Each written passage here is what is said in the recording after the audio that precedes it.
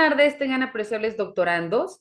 Es un placer para su servidora en esta ocasión poder llevar a cabo nuestra tercer cápsula informativa a partir del tema que lleva por nombre Estado, Derecho, Legitimidad, Estado de Derecho, que en su conjunto vemos que todas se encuentran íntimamente relacionadas para garantizar la estabilidad dentro del ejercicio del poder y también para que se encuentre debidamente regulada la protección de nosotros como individuos o como ciudadanos frente a nuestras autoridades, que si bien es cierto, recordemos que el poder emana primeramente de nosotros como individuos, al así reconocerlo nuestra constitución política, ya que el poder lo tenemos para elegir de manera libre, consciente y democrática a las autoridades que van a ocupar los puestos por determinado periodo y que también se establece cuáles van a ser sus funciones y limitaciones de este.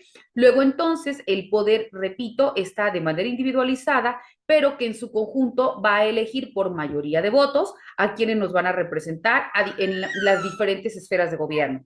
Después el poder ahora ya es depositado en determinadas personas que se consideran como servidores públicos, quienes también en ejercicio de su poder pues deberán redireccionar políticas públicas, crear las normas jurídicas o en su defecto actuar de acuerdo a sus funciones y limitaciones en pro de los individuos o de los gobernados, ¿no? Y también recordemos que el poder pues regresa al individuo porque si las autoridades no realizan la encomienda que les es conferida, pues también el poder tenemos para destituirlos o para iniciar un juicio y que en ese sentido, bueno, pues no culminen con el periodo de gobierno por el cual fueron electos. Pero al hablar vamos a entrar dentro de estas formas individualizadas del Estado, del derecho y del poder. Cuando hablamos de Estado y derecho, vemos que son un binomio que, si bien es cierto, son necesarios para que exista un correcto funcionamiento dentro de una sociedad, ya que el Estado necesita la legitimidad que el derecho le brinda. ¿Para qué? Como dijimos hace rato, ¿no? Para poder encuadrar la actuación y también limitar la acción del gobernado. El derecho es, pues, la fuerza coercitiva del Estado que reprime todas aquellas desviaciones, los incumplimientos y por tanto resuelve las controversias que se presentan dentro del amplio pacto social. Vemos también que dentro de la forma de reconocimiento de poder, el Estado, desde que se inicia, pues ha sido regido por el derecho. Y en ese sentido, vemos que, como decíamos, ¿no? Al ser el Estado regido desde su nacimiento por el derecho, vemos que no todos los estados presentan de manera genérica una forma de actuación conforme lo que conocemos dentro del Estado de Derecho, ya que una sociedad vive de acuerdo a lo que se regulan con sus leyes en cuanto a su derecho positivo y vigente, pero esto no le garantiza el vivir en un Estado de Derecho, ¿no? Ya que esto resulta de una visión muy estrecha y estamos hablando de un reconocimiento de un estado de legalidad. Sin embargo, al hablar de un Estado de Derecho, esto comprende cuestiones mucho más amplias.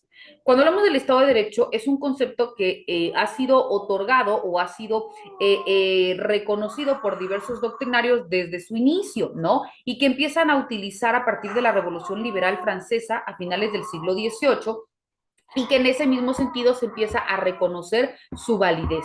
Vemos que para hablar de un Estado de Derecho es importante reconocer cuáles son los elementos que le dan sentido.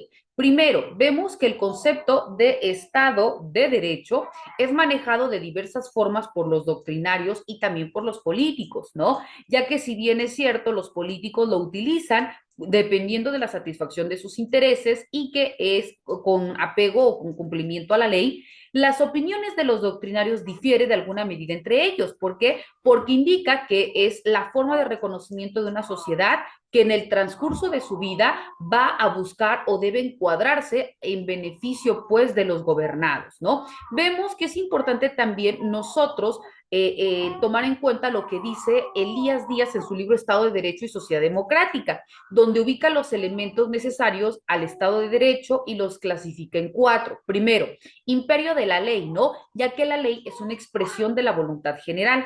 Después nos dice que se encuentra la división de poderes, que recordemos que está en ejecutivo, legislativo y judicial. Después nos indica que la legalidad de la administración es importante porque se toma en cuenta la actuación según la ley y que ésta debe ser suficiente con el control judicial. Y después los derechos y las libertades fundamentales, que es la garantía jurídico-formal. Retomando estos elementos, vamos a abordar el primero, que nos dice imperio de la ley. Cuando hablamos del imperio de la ley, precisa que la regla de derecho es la nota primaria y fundamental del Estado de Derecho. Y obviamente, ¿por qué? Porque desde el punto de vista ideológico, político, histórico, arranca del liberalismo y culmina con la democracia y el socialismo, porque la ley se debe entender como esta que va a ser producida formalmente por el órgano popular representativo, ya sea el Parlamento o la Asamblea Nacional, en nuestro caso el Congreso, y que esta debe entenderse como la concentración racional de la voluntad popular. Por ello, la ley ordinaria se conexiona y subordina a la ley fundamental, es decir, a la Constitución, y obviamente el control de constitucionalidad de las leyes asegura esta conexión y subordinación. Pero el imperio de la ley pues no se alcanza simplemente por la emisión de un órgano de legislador, ¿no? Sino que también estas deben de cumplir con dos condiciones: que la ley sea legítima y que ésta sea legitimada.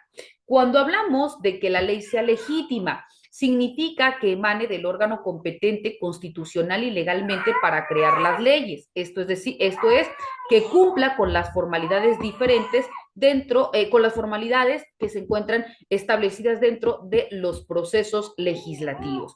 Ahora bien, cuando nosotros estemos hablando de manera específica, ahora bien, de lo que conocemos como la forma de reconocimiento, pero dentro del siguiente elemento que es propiamente la reconexión, o en su defecto, cuando nosotros estemos hablando del elemento primario, que en este sentido obedece,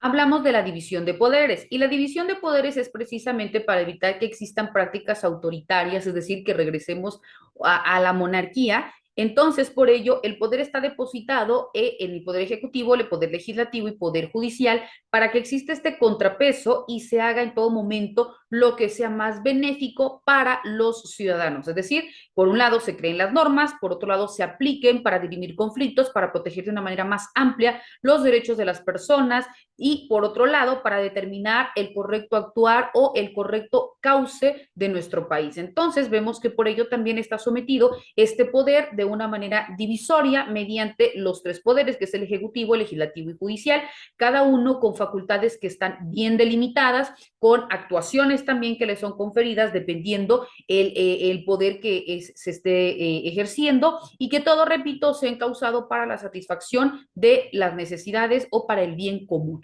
Vemos, apreciables doctorandos, que estos y otros temas son también los que vamos a continuar abordando dentro de nuestras cápsulas informativas, así como también dentro de nuestras sesiones virtuales. Que tengan excelente tarde.